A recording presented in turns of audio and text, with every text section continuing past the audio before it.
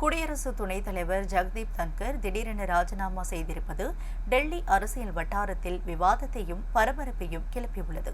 இதன் பின்னணி என்ன என்பதை சிவராமன் வழங்க கேட்கலாம். சிவராமன் வணக்கம்.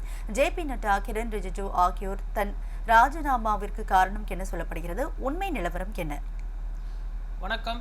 குடியரசு துணைத் தலைவர் ஜெகதீப் தன்கர் அவர்கள் தனது பதவியை திடீரென ராஜினாமா செய்திருப்பது தற்பொழுது டெல்லி வட்டார அரசியலில் பரபரப்பையும் சலசலப்பையும் உண்டு பண்ணியிருக்கிறது. ஏனென்று சொன்னால் திடீரென அவர் ராஜினாமா செய்திருப்பது ஏனென்று சொன்னால் இந்திய அரசியல் வரலாற்றிலேயே இதுவரை இல்லாத அளவாக முதன்முறையாக பார்த்தோமெனால் குடியரசு துணைத் தலைவர் தனது பதவியை ராஜினாமா செய்திருக்கிறார். அவருடைய பதவி காலம் வரும் 2027 வரை இருக்கக்கூடிய சூழலில் தற்பொழுது 2025 ஜூலை மாதத்திலேயே அவர் ராஜினாமா செய்திருப்பது ஏன் என்ற கேள்வியும் எழுந்திருக்கிறது. சில நாட்களுக்கு முன்பு டெல்லி ஜவஹர்லால் பல்கலைக்கழகத்தில் அவர் பேசும் பொழுது வரக்கூடிய 2027 வரை நான் குடியரசு துணைத் தலைவராக இருப்பேன் என்று அவர் பேசியிருந்த நிலையில் அடுத்து வந்த ஒரு 13 நாட்களில் பார்த்தோமெனால் ராஜினாமா செய்திருக்கிறார். அதாவது இந்த குளிர்கால கூட்டத்தொடர் துவங்கிய முதல் நாள் அலுவல் ஆய்வு கூட்டத்தில் அவர் கலந்து கொண்ட நிலையில் திடீரென ஏன் ராஜினாமா செய்தார் என்ற கேள்வியை தற்பொழுது காங்கிரஸ் கட்சி உள்ளிட்ட எதிர்க்கட்சிகளின் சார்பில் எழுப்பப்படுகிறது.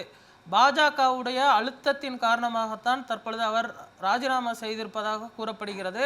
தற்பொழுது வரை மத்திய அரசோ அல்லது ஒன்றிய அமைச்சர்களோ இது குறித்து எந்த ஒரு விளக்கத்தையும் சொல்லவில்லை. இதற்கு ஒரு 3 காரணங்களை தற்பொழுது இதன் பின்னணியில் வைக்கிறார்கள். முதல் காரணம் என்று பார்த்தோமேனால் பீகார் மாநிலத்தில் சட்டப்பேரவை தேர்தல் நடைபெற இருக்கிறது. இதில் ஐக்கிய ஜனதா கட்சியின் தலைவர் பார்த்தோமெனால் நிதிஷ்குமார் தற்பொழுது அவர் அங்கு பதவி வகித்து வருகிறார் முதல்வராக.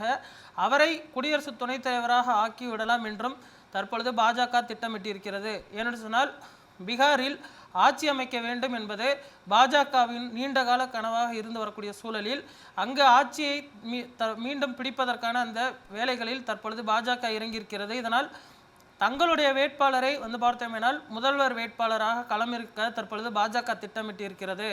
அதனால் நிதிஷ்குமார் அவர்களுக்கு பார்த்தோமேனால் தர்ம சங்கடத்தை ஏற்படுத்தாத வகையில் அவரை பார்த்தோமேனால் குடியரசு துணைத் தலைவர் என்ற பொறுப்பை கொடுத்து விட்டால் அவர் பார்த்தோமேனால் அமைதியாகி விடுவார் என எண்ணப்படுகிறது. இதனால் குடியரசு துணைத் தலைவர் என்ற உயரிய பொறுப்பை நிதிஷ்குமார் அவர்களுக்கு வழங்குவதற்கு தற்பொழுது பாஜக திட்டமிட்டிருப்பதாக சொல்லப்படுகிறது. ஆனாலுமே கூட இதற்கு நிதிஷ்குமார் அவர்கள் ஒத்துக்கொள்வாரா என்பதை பொறுத்திருந்துதான் பார்க்க வேண்டும். இது ஒரு முதல் காரணமாக சொல்லப்பட்டாலுமே கூட மற்ற சில காரணங்களும் சொல்லப்படுகிறது.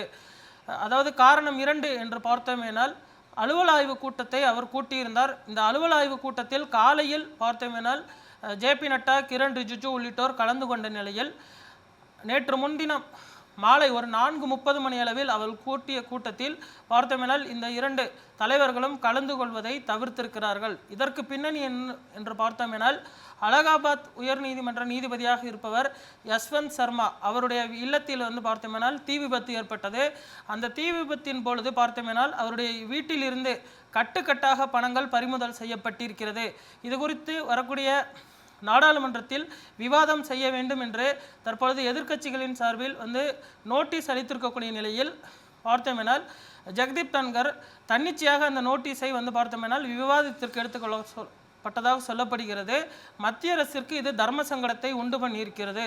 ஏனென்று சொன்னால் பிரதமர் நரேந்திர மோடி அவர்களையோ அல்லது அமித்ஷா அவர்களையோ கலந்தாலோசிக்காமல் இது போன்ற ஒரு முக்கியத்துவம் வாய்ந்த ஒரு தீர்மானத்தை எப்படி தன்னிச்சையாக எடுக்கலாம் என்ற குற்றச்சாட்டு முன்வைக்கப்படுகிறது. இதனால்தான் பார்த்தோமேனால் ஜே.பி. நட்டா மற்றும் மற்ற தலைவர்கள் பார்த்தோமேனால் அலுவல் ஆய்வு கூட்டத்தில் கலந்து கொள்ளாமல் தவிர்த்திருக்கிறார்கள்.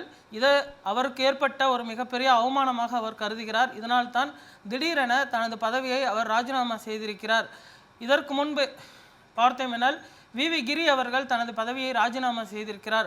அப்பொழுது கூட பார்த்தோமேனால் ஒரு முறையான ராஜினாமாகத்தான் அது அறியப்பட்டது.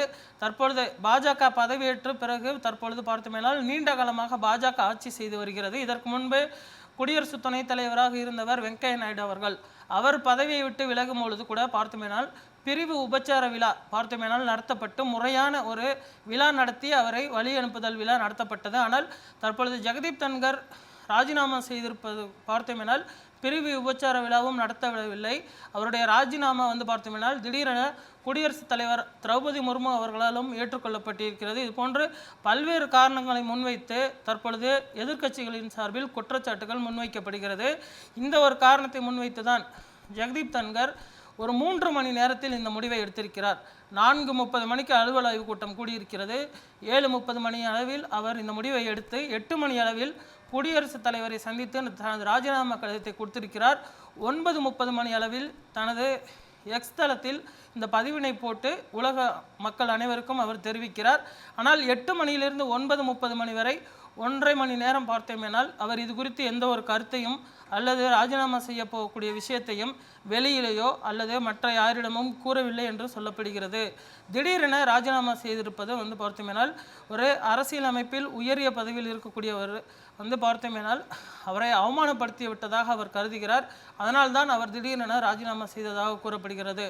காரணம் 3 என்று பார்த்தோமேனால் தொடர்ந்து அவர் உச்ச நீதிமன்றத்தையும் நீதிபதிகளையும் தொடர்ந்து விமர்சித்து வரக்கூடிய நிலையில் அரசியலமைப்பு சார்ந்த உயரிய பதவிகளை இருப்பவர்களை எப்படி குடியரசு துணைத் தலைவராக இருக்கக்கூடியவர் விமர்சிப்பார் என்ற கேள்வி முன்வைக்கப்படுகிறது. இதற்கு முன்பு எந்த ஒரு குடியரசுத் தலைவரோ அல்லது குடியரசு துணைத் தலைவரோ அரசியலமைப்பின் உச்ச பதவியான உச்ச நீதிமன்றத்தை விமர்சிக்காத நிலையில் இவர் விமர்சித்தது மிகப்பெரிய பேசு பொருளாக மாறியிருக்கிறது. இதனால்தான் அவர் திடீரென ராஜினாமா செய்ததாக கூறப்படுகிறது. தற்பொழுது வரை மத்திய அரசின் சார்பில் எந்த ஒரு விளக்கமும் அளிக்கவில்லை. அவராக முன்வந்தும் இது குறித்து எந்த ஒரு விளக்கத்தையும் அளிக்கவில்லை. இது பின்வரும் காலங்களில்தான் விளக்கமாக தெரிய வரும் என எதிர்பார்க்கப்படுகிறது.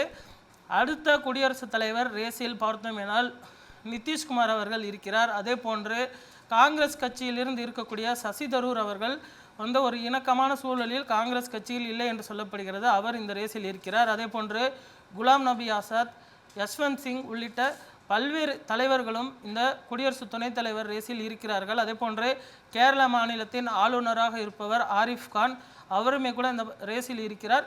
இதில் யாரேனும் ஒருவருக்கு இந்த குடியரசு துணைத் தலைவர் பொறுப்பு வழங்கப்படும் என தெரிய வருகிறது. தற்பொழுது குடியரசு துணைத் தலைவரை உடனடியாக தேர்ந்தெடுக்க வேண்டிய கட்டாயத்தில் மத்திய அரசு இருக்கிறது. ஏனென்று சொன்னால் குளிர்கால கூட்டத்தொடர் துவங்கி இருக்கக்கூடிய சூழலில் எதிர்க்கட்சிகள் பல்வேறு விஷயங்களை முன்வைத்து அமளியில் ஈடுபடலாம் என்று தெரிய வருகிறது. அதனால் பார்த்தோமேனால் ராஜ்யசபாவை கட்டுப்படுத்துவதற்கு ஒரு முக்கியமான தலைவர் வேண்டும். தற்பொழுது வரை அந்த குடியரசு துணைத் தலைவர் என்ற பொறுப்பை நிரப்பப் போவது யார் என்ற மிகப்பெரிய கேள்வி எழுந்திருக்கிறது. அதே போன்று எதிர்க்கட்சிகளின் சார்பிலும் தற்பொழுது பாஜகவை நோக்கி பல்வேறு கேள்விகள் முன்வைக்கப்படுகிறது.